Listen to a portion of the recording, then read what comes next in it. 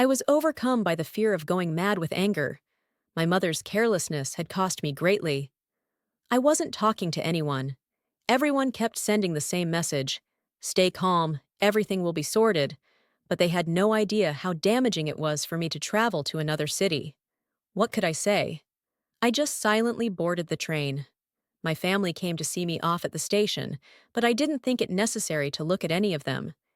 Even during the journey, my mood was extremely sour. If it had been in my power, I would have done something drastic, but my mother was in front of me, so I swallowed my anger. We had only been traveling for a short while when, for some reason, I started feeling strange. It felt like something was about to happen today, but what exactly, I couldn't say. Despite the wind, sweat was gathering on my forehead. My heart was pounding wildly, almost on the verge of going insane. What kind of feeling was this? I couldn't understand it. My mother used to often say that whenever you feel this way, remember that something bad is bound to happen. I was just praying to the Almighty that I reached my destination safely, but I didn't know that today the Almighty had no intention of listening to my prayers. The train stopped at the next station. People were getting off, while others were boarding. I sat quietly like a statue. For a moment, I felt like getting down to buy something to eat or drink, but then I shook my head, deciding it wasn't worth it. I was feeling odd, and if I got off in such a state, it would only add to my distress. The train was about to start moving again soon, when suddenly, a girl entered the train. I was already looking in the direction of the entrance door. The girl was wearing a pink outfit, with a white scarf draped over her head. My eyes narrowed in confusion. For some reason, I found this girl suspicious. The look on her face was one of sheer panic, her hair disheveled, which she kept trying to cover with her scarf. Suddenly, she moved in my direction. I straightened up and kept watching her. She approached me abruptly and, in a pleading tone, said, "Can you please help me? The Almighty will bless you. I'm in a lot of trouble. Please pretend for a while that I am your wife, that I had gone out for some work." The girl's request seemed a little odd to me, but she looked very distressed. She joined her hands in front of me once again and said, "Can you save me from those people chasing me? I will pray a lot for you. The Almighty will keep you safe." It happened exactly as I had anticipated. The girl looked worried as soon as she saw me, and just as I had imagined, she came up to me and explained her situation. I looked at her and said, "Don't worry, I will do what I can. Let's see who these boys are who are troubling you." I had confidence in myself that I could protect this girl. I went to the gym every day, which had given me a strong build. I had allowed that girl to sit beside me. Just as she had said, shortly afterward, 4 boys barged into my compartment and looked at her saying, "Hey girl, why are you running away? Come with us, we'll make you happy and even give you money. Why are you playing hard to get?" Their language was filthy. I stepped forward immediately, looking at those 4 boys and said, "Hey, do you guys not have mothers or sisters at home that you want to make my wife happy?" They were taken aback. "Is she really your wife?" one of them asked. I quickly nodded and said, "Yes, my friend, she had gone out for work.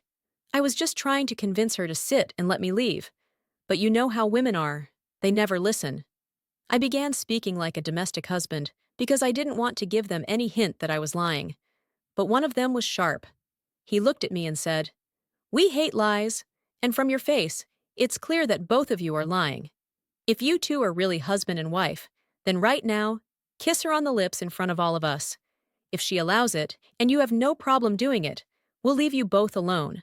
But if you don't kiss her, and she turns out not to be your wife, then she's ours. And if you interfere, we'll chop your legs off. Do you even know Baloo Bhai? He's the Don here, and we work for him." Now I was in a strange situation. I looked at the girl, and there were tears in her eyes, pleading for me to help her. But I couldn't do it. I was already engaged, and my marriage was soon to happen. How could I betray my fiancé? In our family, such things were considered very wrong. I looked at the girl and shook my head slightly, indicating no, while she stood up and said, "We do all this in private, in our room. This is our personal matter. We can't do it in front of everyone. If you four don't leave right now, we, as a husband and wife, will create a scene, and the public will beat you up." The four of them laughed and looked at the girl, saying, "Oh, you think the public will beat us up? Just mentioning Balubhai's name here will make everyone tremble. You have no idea of our power." I had heard of Balubhai too. Many people said that he doesn't take time to finish off anyone.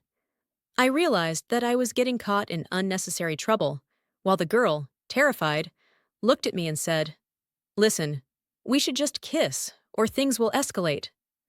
Her eyes were continually pleading. For a moment, I thought to myself, and since I had already jumped into the deep end, what harm would it do to take this step too? I had already given the status of a wife to a stranger, so why not a kiss? Thinking this, I moved towards the girl. I placed my hand on her neck. Her eyes were lowered while I was looking at her beautiful face.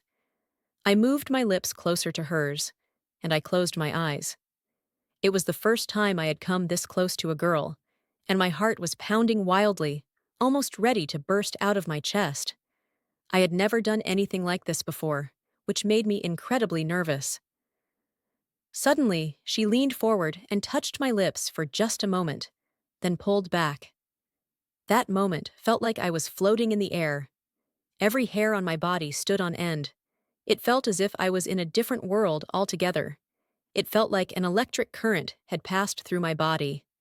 The girl was trying to move away, while those four boys cheered in delight.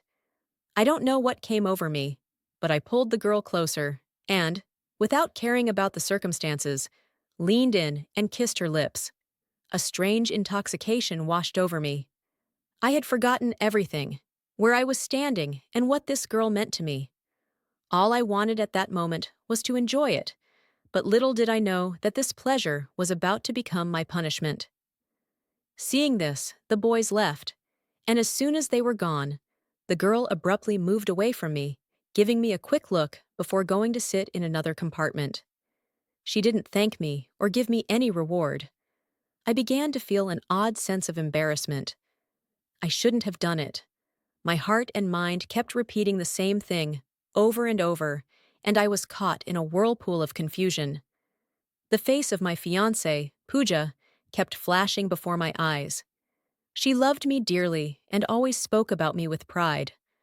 Often, I would brush her off.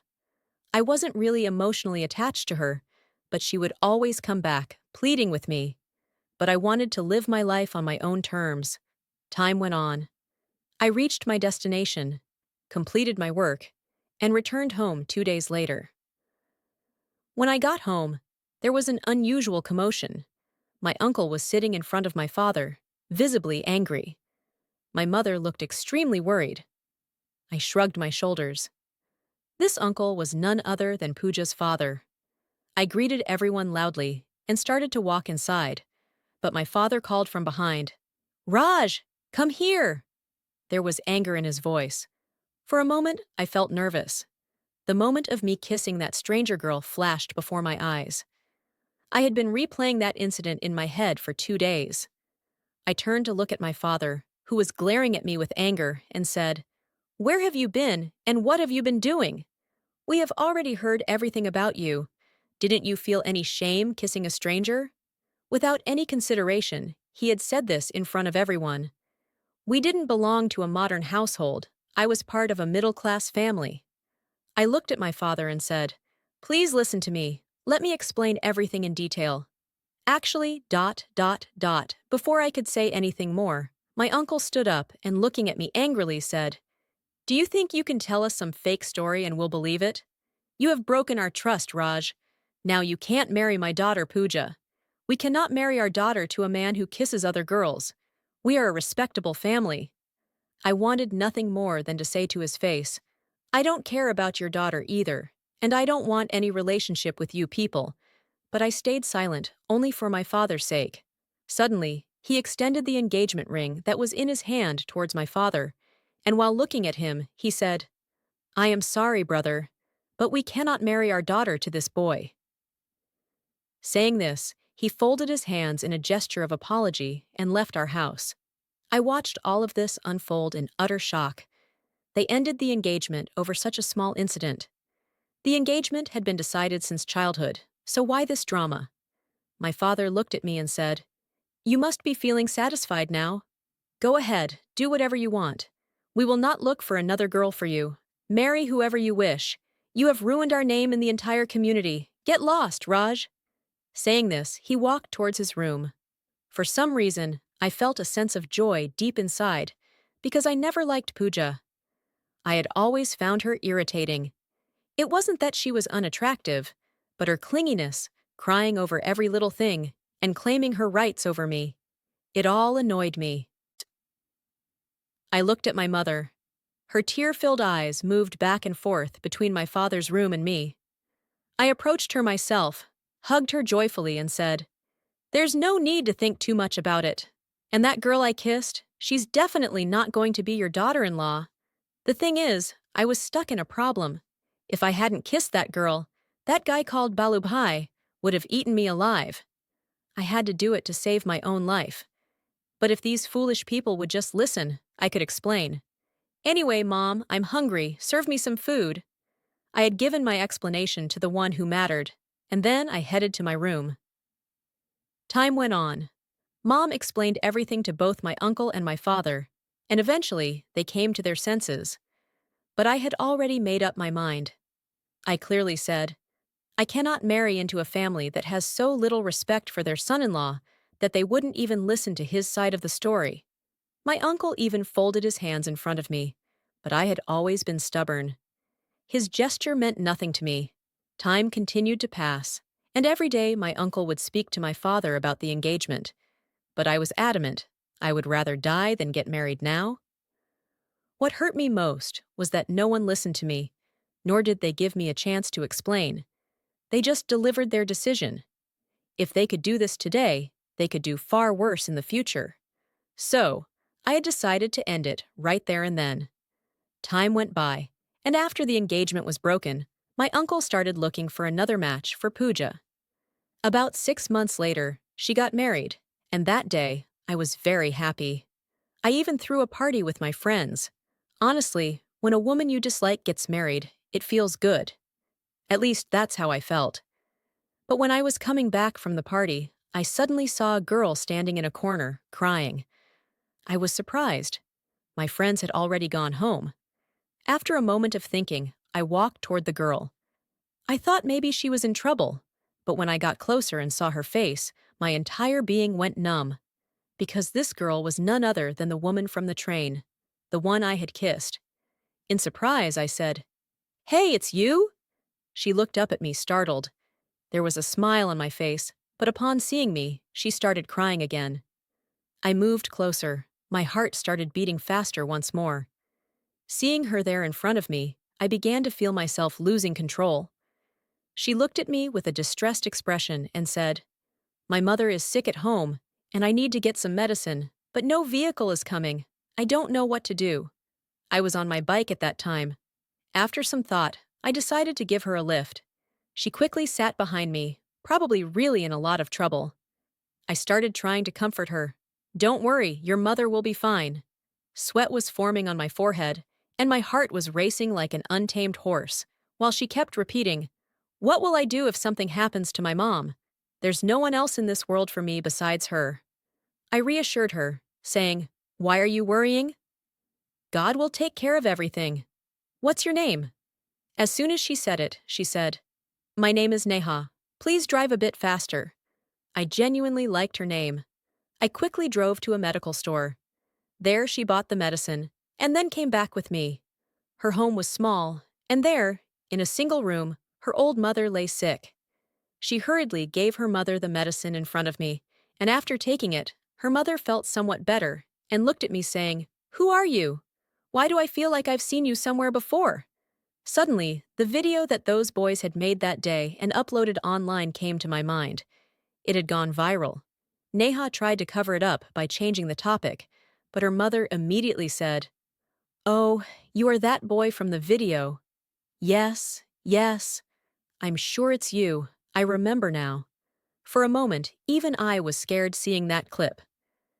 She looked at me kindly and said, If you hadn't helped my daughter that day and pretended she was your wife, Balubhai would have ruined her life.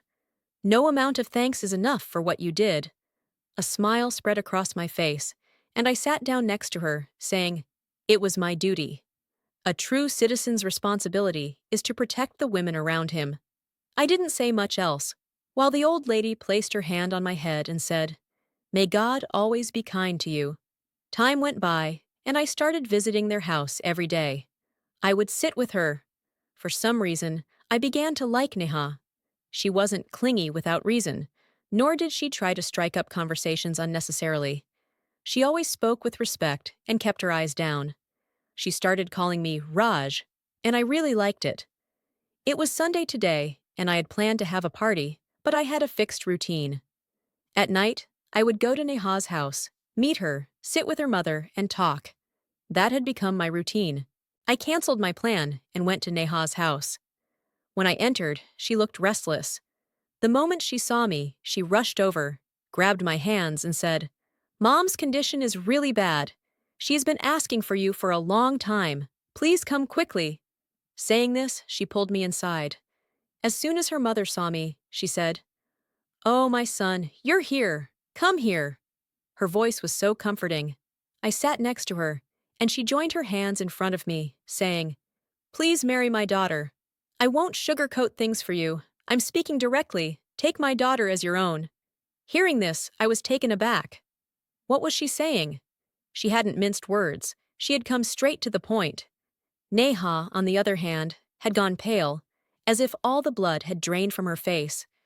She went to her mother and, embarrassed, said, "Mom, what are you saying?